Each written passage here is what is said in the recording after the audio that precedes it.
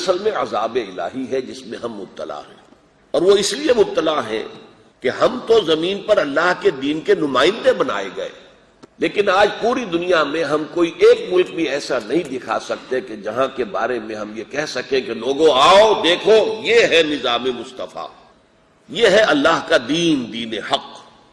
لہذا اللہ کا عذاب ہے کہ جس کی گرفت میں ہم ہیں۔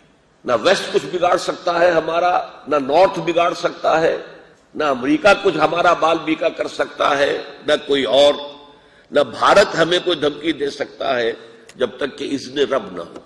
اذن رب کیوں ہے؟ اس کا سبب یہ ہے کہ ہم اللہ کے دین کو ریپرزینٹ نہیں کر رہے، مس ریپرزینٹ کر رہے ہیں۔